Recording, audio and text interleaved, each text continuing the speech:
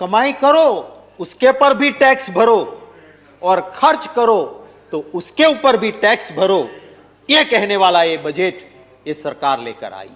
आत्मनिर्भर बन जा, आत्मनिर्भर बन जा, तेरी सुरक्षा की मुझे कोई जरूरत नहीं। बेस्ट परफॉर्मर 4 हिंदुस्तानी क्रिकेटर में एक सिख था, एक मुसलमान था, एक हिंदू था और चौथा ईसाई था। ये एक साथ मिलकर एक टीम बन के लड़े थे, तब हम जीत के आए थे। और जिसको ये तोड़ने की बात करते हैं, इन दिलों को जो तोड़ने की बात करते हैं, उनको ये समझना होगा। Please maintain silence please.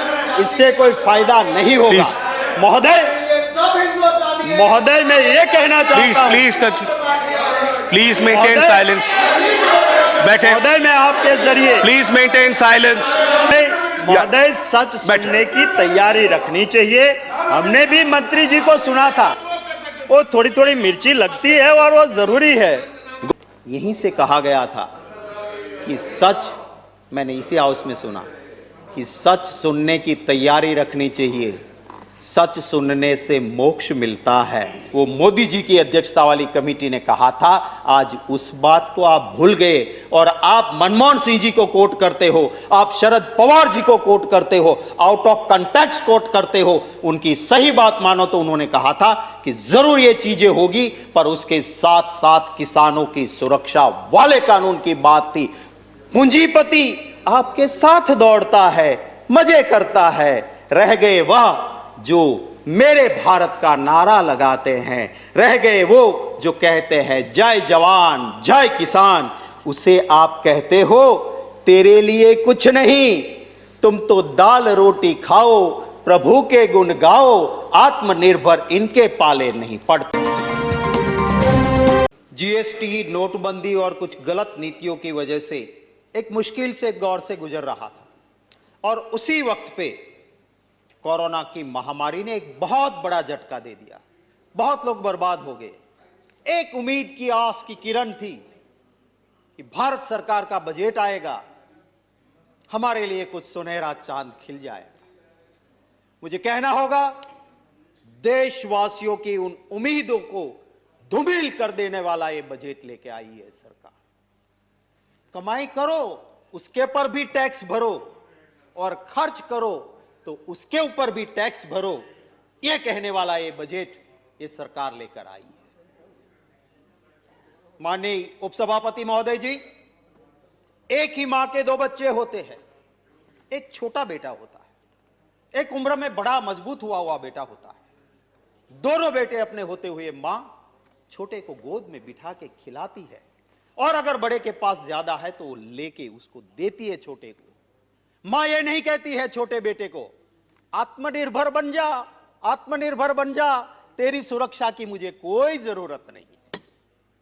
यहां तो उल्टा हुआ, कमजोर लोगों को कहते हैं, गरीब को कहते हैं, मिडिल क्लास को कहते हैं, गवर्नमेंट एम्प्लॉयज को कहते हैं आत्मनिर्भर बन जाओ, और बड़े बड़े दोस्तों को कहते हैं कि संरक्षण है ना मेरा, मित्रों चिंता मत करना, मैं हूं ना। यह परिस्थिति वाला ये बजट जो आया है, तब माननीय उपसभापति महोदय जी, जो पार्टी आज पावर में है वो यहां पर भी थी ऑपोजिशन में, बार बार कहते थे our country is a developing country, लोग की आय बढ़ती है, इनकम टैक्स का स्लैब बढ़ना चाहिए, कम से कम 10 लाख हो जाना चाहिए। आपने उस स्लैब में कोई बढ़ोतरी नहीं की, आपने एटीसी में कोई बढ़ोतरी नहीं की। हाँ, कुछ कुछ किया आपने। वो कैसा किया? जैसे इंटरनेट में बैठते हैं ना महोदय, कहीं कहीं बहुत अट्रैक्टिव प्रपोजल लगती है, चलो इसको खरीद लो, बहुत बढ़िया है, पर फिर धीरे से लिखा होता है T&C apply, terms and condition applies, और जब वो टर्म्स एंड कंडीशन में जाओगे तो पाओगे कि यहां तो ठगे गए हो, कुछ मिलेगा नहीं। इस बजट में भी ऐसा है। लफ्ज हुआ सीनियर सिटीजन, सीनियर सिटीजन 60 साल में आ जाता है, ये नई डेफिनेशन लेके आए 75 साल। जोर जोर से कहा गया कि उसको टैक्स नहीं भरना होगा, इसको रिटर्न नहीं भरना होगा। फिर टर्म्स एंड कंडीशन आई कि जो पेंशनर है वही और जिसकी सिर्फ इंटरेस्ट की इनकम है वही, बाकी तो 80 साल के बूढ़े को भी वही की वही हालत है। तो ये उपसभापति महोदय जी, इस बजट की असलियत है। भावनगर में शिप ब्रेकिंग यार्ड है, शिप ब्रेकिंग को डबल करने की आप बात करते हो।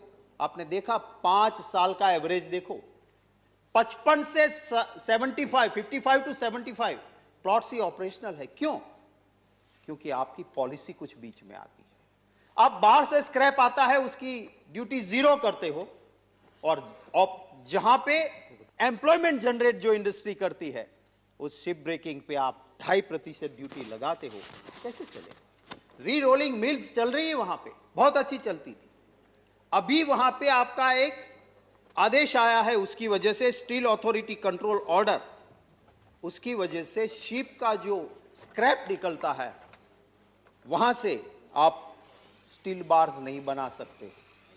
मैं कहता हूं कि क्वालिटी को जरूर मेंटेन करें, पर किंतु 20 mm तक के स्टील बार बनाने के लिए इसमें मंजूरी मिल जानी चाहिए।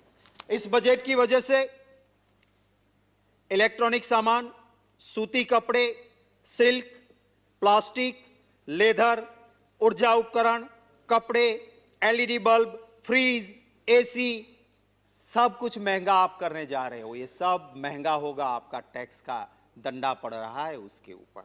और हम सब यहां पे स्टेट्स को रिप्रेजेंट करते हैं, हम राज्यसभा के मेंबर हैं। हमारी जिम्मेवारी है स्टेट के इंटरेस्ट को प्रोटेक्ट करने की। ये सरकार क्या कर रही है? 14वें वित्त आयोग ने कहा है कि जो भी टैक्स लेगी भारत सरकार, 40% स्टेट को देना पड़ेगा। ये सरकार टैक्स की बजाय सेस लेने जा रही है, इसलिए कि सेस से पैसा आएगा, राज्य सरकार को उसका हिस्सा नहीं देना पड़ेगा। ये जो पॉलिसी अपनाई है, मैं इसका विरोध करता हूं। माननीय महोदय, मैं ये जरूर कहूंगा कि वित्त मंत्री जी तो जो है ना, बहुत शालीन है, बहुत अच्छी है।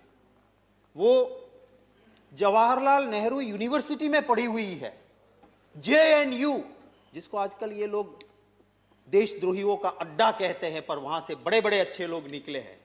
पर ये बजट में ये दिक्कत है, इसमें वित्त मंत्री का दोष नहीं है। जिस कैबिनेट में मंत्री अपना PA या PS नियुक्त करने में आत्मनिर्भर नहीं हो, वो बजट आत्मनिर्भर कैसे होगा? तो उसमें वित्त मंत्री जी का मैं दोष नहीं मानता हूं। वो तो उसी JNU में से उसने जीवन साथी भी पसंद किया, और वो जीवन साथी है जिसके संस्कार और बैकग्राउंड सारा कांग्रेस का खानदान का रहा है। ऐसा जीवन साथी भी JNU से मिला है। महोदय, मैं कहूंगा अभी खेल के पैसे काटे हैं। राज्य वित्त मंत्री जी को मैं आपके जरिए कहना चाहूंगा कि जरा कभी कभी वो ठाकुर वाला अपने में भी दिखाओ यार। आप तो स्पोर्ट्स से जुड़े हुए हो, वो पैसे काट रहे हैं तो जरा उधर भी ठाकुरपन थोड़ा दिखाना पड़ेगा। कभी कभी अंदर वालों को भी वो दिखाना जरूरी होता है। माननीय महोदय, यहां पे कहा गया कि मंडी बंद नहीं होगी। मैं कहना चाहता हूं क्यों बंद होगी। एक काले कानून आने की वजह से जो APMC चलती हो, किसके ऊपर चलती है? आप कहीं पर भी सामान बेचो, APMC का टैक्स भरना पड़ता है, इससे मंडी चलती है। आप इस काले कानून में लाए हो, ऑनलाइन बाहर, मंडी के बाहर भी सामान बेचेगा, APMC की सेस उसको नहीं मिलेगी।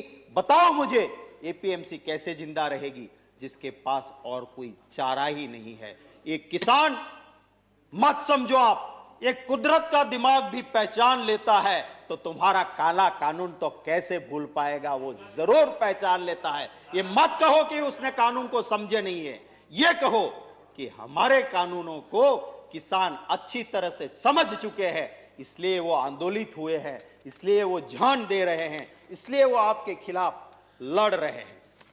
यहां बजट में जिक्र हुआ महोदय कि ये ऑस्ट्रेलिया में क्रिकेट टीम जीत के आई, हमें भी खुशी है, इतिहास रचा दिया, बहुत बहुत बधाई हमारी क्रिकेट टीम को।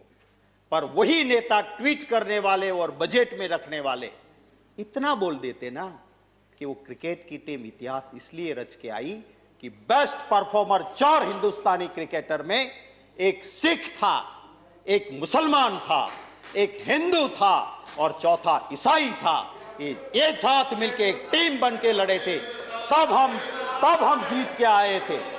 और जिसको ये तोड़ने की बात करते हैं, इन दिलों को जो तोड़ने की बात करते हैं, उनको ये समझना होगा। Please maintain silence, please.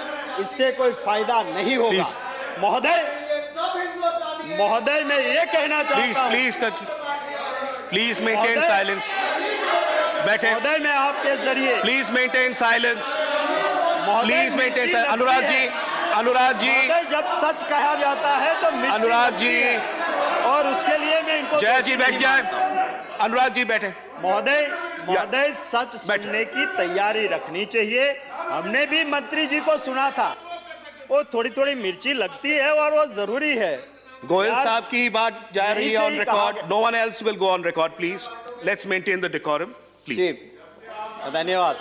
मैं महोदय यहीं से कहा गया था कि सच, मैंने इसी हाउस में सुना कि सच सुनने की तैयारी रखनी चाहिए, सच सुनने से मोक्ष मिलता है। तो मैं उसी लाइन को दोहराते हुए मेरी बात आगे बढ़ाता हूं। महोदय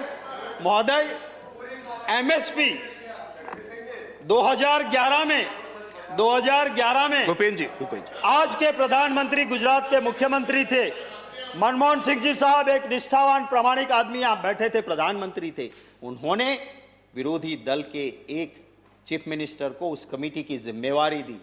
उस कमेटी ने 2011 में एक रिपोर्ट सबमिट की और उसमें लिखा कि मिनिमम सपोर्ट प्राइस कानून नहीं बनेगा तो किसान को फायदा नहीं है, एमएसपी कानून होना चाहिए। वो मोदी जी की अध्यक्षता वाली कमेटी ने कहा था। आज उस बात को आप भूल गए और आप मनमोहन सिंह जी को कोट करते हो, आप शरद पवार जी को कोट करते हो, आउट ऑफ कंटेक्स्ट कोट करते हो। उनकी सही बात मानो तो उन्होंने कहा था कि जरूर ये चीजें होगी, पर उसके साथ साथ किसानों की सुरक्षा वाले कानून की बात थी। उसमें से 2 पॉइंट उठा के कांग्रेस के मैनिफेस्टो की बात करो तो उसमें भी हमने किसान की सुरक्षा पूरी तरह से रखी थी। मैं मेरे साथी को ज्यादा टाइम मिले इसलिए लंबी बात नहीं करते हुए आखिरी 4 पंक्ति बोल के मैं मेरी बात खत्म करता हूं और मेरा बचा हुआ वक्त मेरी पार्टी को मिले इसलिए मैं छोड़ता हूं।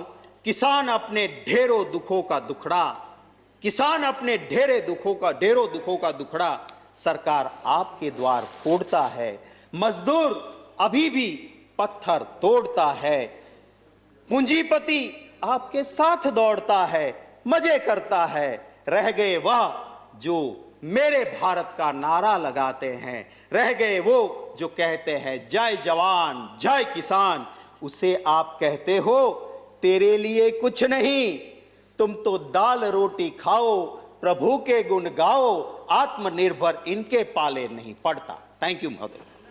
Thank you. Honourable Shri Bhupendra Yadav ji. सम्मान्य उपसभापति महोदय,